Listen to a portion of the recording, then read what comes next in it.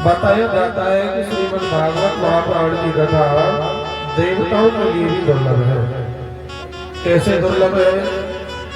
तो श्री सूत जी महाराज कहते हैं कि हे सौनकादिक ऋषियों, एक बार क्या हुआ कि राजा परीक्षित जी महाराज को श्रृंग ऋषि ने साथ दिया।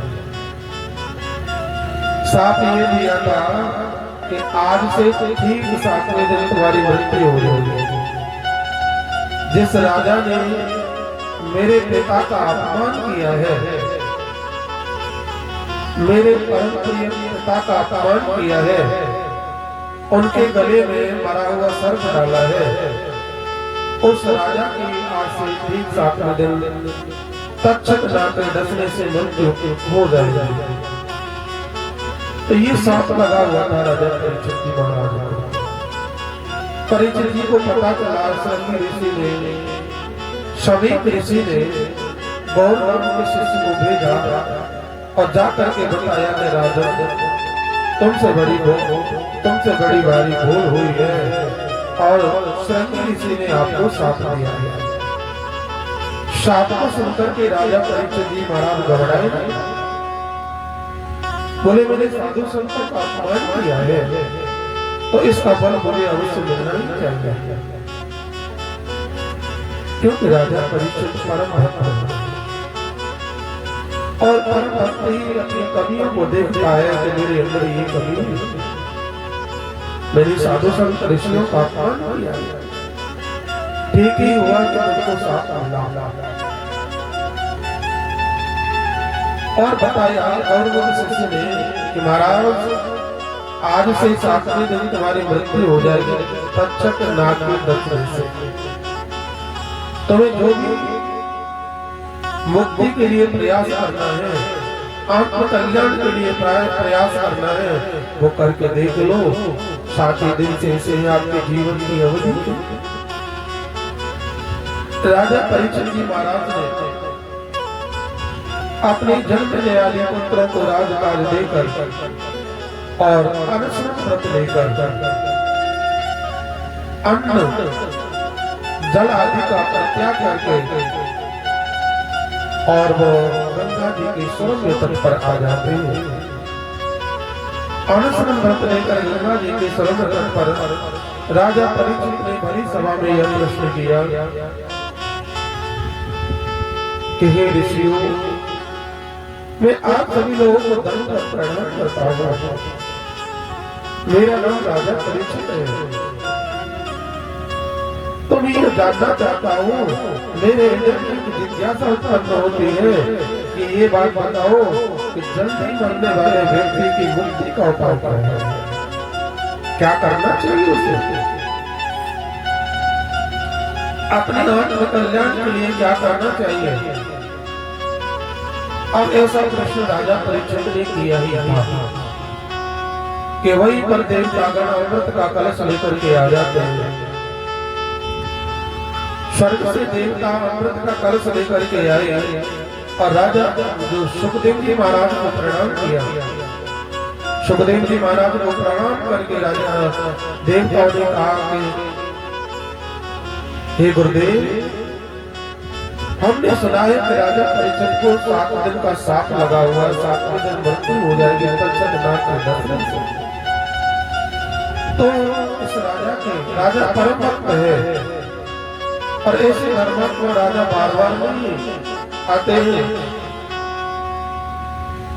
जनता जनार्दन जब एकत्रित होता है तो कोई धर्मात्मा राजा प्राप्त होता है।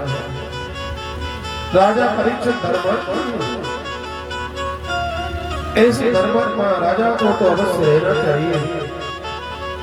तो हम उनके लिए अमृत का कलश लेकर के आए हैं और ये अमृत का कलश राजा परीक्षित को पिला दीजिए अमृत, और हमें भागवत रूपी अमृत पिला दीजिए। देवताओं ने जब सुखदेव जी महाराज से ऐसा कहा तो सुखदेव जी महाराज देवताओं की करतूत को समझ गए, क्योंकि देवता अपना काम बनाने में बड़े चतुर होते हैं। भागवत में लिखा है कि स्व कार्य कुशला देवता अपना कार्य बनाने में बड़ी कुशल होते हैं। देवताओं की कुशलता को देखा, देवताओं की चतुरता को देखा सुखदेव जी महाराज ने तो कहा कि देवताओं, मैं राजा परीक्षित से पूछ लेता हूँ कि आपका स्वर्ग का अमृत पीना चाहते हैं क्या भागवत रूपी कथामृत पीना चाहते हैं? क्योंकि जब शिष्य गुरुदेव के पास में जाता है तो गुरुदेव शिष्य की परीक्षा लेते, परीक्षण करते हैं, परीक्षा में पास है या नहीं। परीक्षा के लिए सुखदेव जी महाराज ने राजा परीक्षित से कहा, राजा देखो देवता कितनी अच्छी है, आपकी मृत्यु के भय को टालने के लिए, आपको अगर अमर बनाने के लिए देवता स्वर्ग से अमृत लेकर के आए हैं। राजन क्या ये पियोगे? देखिए सज्जनों, एक तरफ तो राजा परीक्षित के सम्मुख स्वर्ग का अमृत रखा है और दूसरी तरफ भागवत रूपी कथामृत है। सुखदेव जी महाराज ने जब राजा परीक्षित से पूछा, राजन क्या पीना चाहते हो? भागवत कथामृत पीना चाहते हो या स्वर्ग का अमृत पीना चाहते हो? आकर बताओ। राजा परीक्षित ने कहा, गुरुदेव मैं आपको वंदन करता हूँ, आपको प्रणाम करता हूँ और मैं ये जिज्ञासा जानना चाहता हूँ, ये बताओ कि स्वर्ग के अमृत में क्या विशेषता है और ये भागवत रूपी कथामृत में क्या विशेषता है? तो सुखदेव जी महाराज ने कहा कि राजा जब तुम पूछ ही रहे हो तो मैं अवश्य ही बताऊंगा। स्वर्ग का अमृत अमर को बना देता है, लेकिन कुछ काल तक छीने पुण्य मर्द लोगों को सच्ची देवता स्वयं का धर्म नहीं, कुछ काल तक मृत्यु को टाल सकता है, कुछ काल तक अगर अमर बना सकता है, लेकिन सब कालाधीन है। एक दिन अवश्य मृत्यु को प्राप्त होते हैं। ब्रह्मा का लोक पर्यंत सब एक दिन अवश्य ही मृत्यु को प्राप्त होते हैं। राजा कुछ समय तक आप अगर अमर बन सकते हो इस स्वर्ग के अमृत को पीने से, लेकिन ये नहीं है कि सदैव सदा के लिए आपको अगर अमर बना सकता है, कुछ समय तक बना सकता है।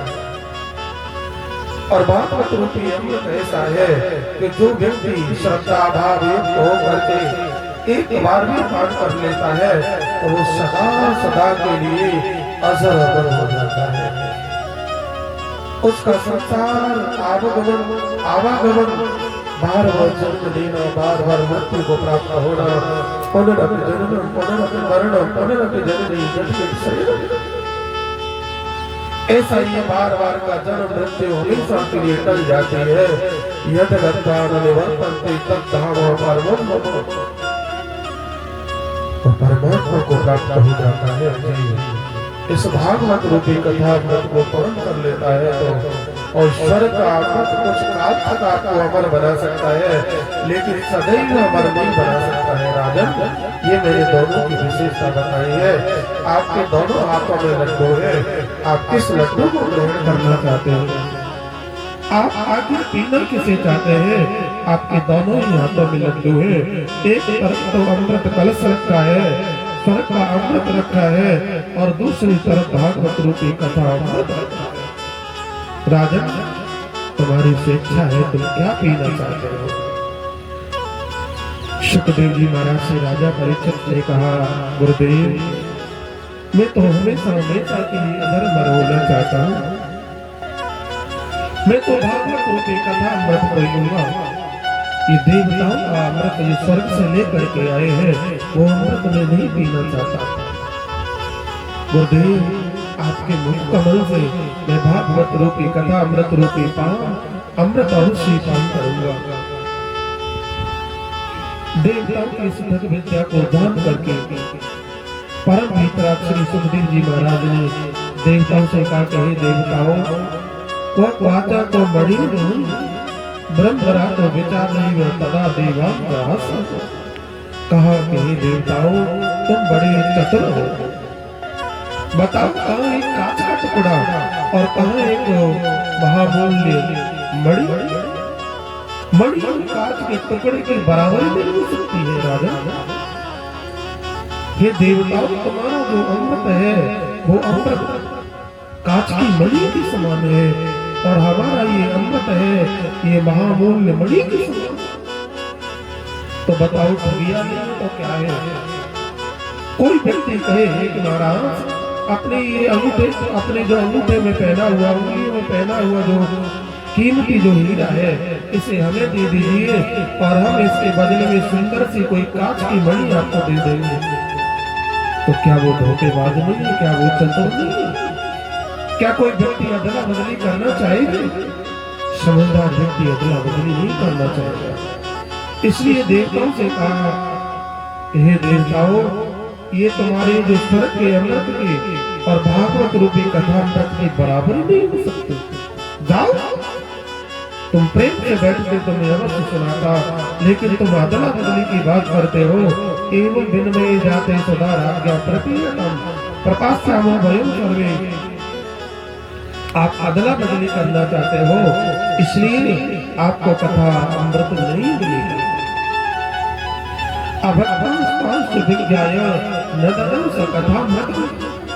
देवताओं को भक्त जान करके और अमृत का कलश, देवताओं को भक्त जान करके भागवत रूपी अमृत नहीं प्राप्त हुआ। तो उसी दिन से यह सिद्ध हो गया नारायण कि देखो संसार में देखा जाता है और सबसे दुर्लभ है श्रीमद् भागवत महापुराण की कथा। सुराणामपि दुर्लभः देवानामपि दुर्लभः। ये तो देवताओं के लिए भी दुर्लभ है।